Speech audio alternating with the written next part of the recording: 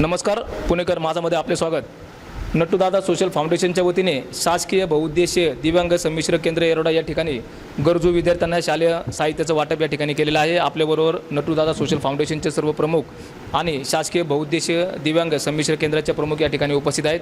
Madam, आज या ठिकाणी नट्टूदादा सोशल फाउंडेशनच्या वतीने आपल्या या आश्रममध्ये ही जी मदत केलेली काय सांगाल तुम्ही आजच्या? नट्टूदादा सोशल फाउंडेशन याचे अध्यक्ष वालेकर सर ज्या वेळेला संस्थेत येऊन गेले, त्यांच्याशी संपर्क झाला, त्यावेळेला आमचे दिव्यांग विद्यार्थी काय त्यांना मदत करता येईल अशा पद्धतीने त्यांनी प्रश्न विचारला.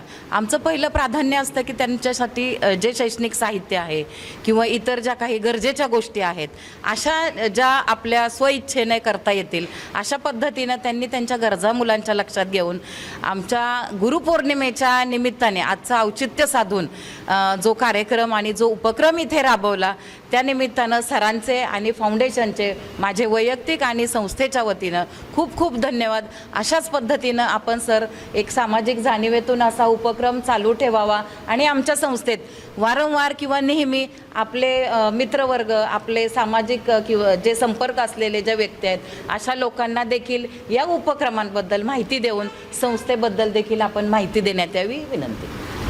मॅडम, आज आपण बघतो इतर पण संस्था काम करतात, पण नट्टूदादा सोशल फाउंडेशन बऱ्याच वर्षापासून सामाजिक क्षेत्रामध्ये विविध उपक्रम राबवतात. अशा संस्थेचा इतर संस्थांनी किंवा आजच्या युवा पिढीने आदर्श घेणं गरजेचं आहे. नक्कीच सर, घेतलाच पाहिजे.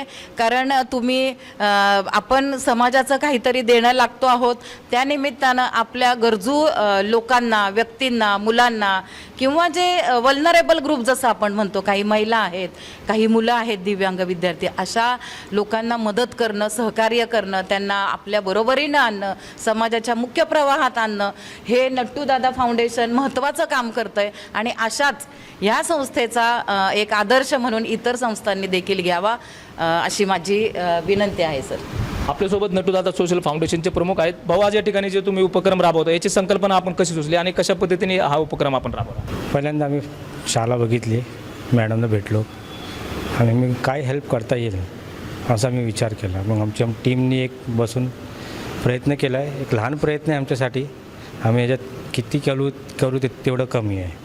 आणि आम्ही मॅडमची जसं म्हणलं, आम्ही आमचे मित्रांना अजून अदर फाउंडेशन आहेत त्यांना पण आम्ही इन्वॉल्व करून अजून काय चांगलं करता येईल हे शाळेत यायचे बोर्ड झाले आणि हे झाले, आता जसं मी म्हणलं आहे अजून काय द्यायचे प्रयत्न करू. पहिलं तर या सगळ्या आमच्या फाउंडेशनचं क्रेडिट जातं फाउंडर्सला, आमच्या सगळ्या टीमला. तर आत्ता तर आम्ही फोकस करतो आहे की जे मुलं आहेत ते पुढं डिजिटल प्रोग्रेस कसं करतील, AI मॅनेजमेंट कसं करतील अँड त्यांचं डोकं एक असं ऑनलाईन क्षेत्रामध्ये कुठं पुढं जाईल त्यावरती आम्ही जास्त फोकस करतो आहे आत्ता. तर आमच्याच्यानी पुढं जेवढं होईल तेवढा फाउंडेशनच्याद्वारे आम्ही दरवर्षी हेल्प करू. हे जे शासकीय बहुउद्देशीय दिव्यांग संमिश्र केंद्रामध्ये जे मुलं आहेत त्यांच्या वतीने हा त्यांच्याकडनं हा जो आता हस्तकलेचं जसं आपण चित्र हे पाहिलेलं आहे, तर कशा पद्धतीने ते मुलं करतात त्याबद्दल आणि काय काय करतात? खरं तर आमच्या अंध मुलांच्या किंवा मूकबधीर मुलांच्या कलागुणांना वाव मिळावा या उद्देशानं आम्ही दर शनिवारी वेगवेगळे उपक्रम त्यांच्यासाठी आयोजित करतो. त्यामध्ये क्राफ्टच्या ॲक्टिव्हिटीज घेतो. त्यांच्या बुद्धिमत्तेला किंवा बुद्धीला एक चालना मिळावी, त्यांच्या सुप्त गुणांना वाव मिळावा. त्याच दृष्टीनं एक काही मुलं जे आहेत ते म्युझिकमध्ये ॲक्टिव्ह आहेत, खेळामध्ये ॲक्टिव्ह आहेत, काही मुलं जी आहेत ती बुद्धिबळामध्ये ॲक्टिव्ह आहेत. असे उपक्रम आम्ही वेगवेगळ्या संस्थांच्या माध्यमातून इथे राबवत असतो आणि त्या मुलांच्या कलागुणांना वाव देऊन त्यांचं भविष्य कसं उज्ज्वल करता येईल या दृष्टीनं आमच्या संस्थेचा प्रयत्न सुरू आहे.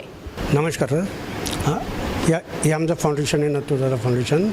ही चांगले कामं करतात आणि त्यांना माझा पूर्ण सपोर्ट आहे आणि मी त्यांना सांगेन तुम्हाला कसं वाटलं ते सांगावं.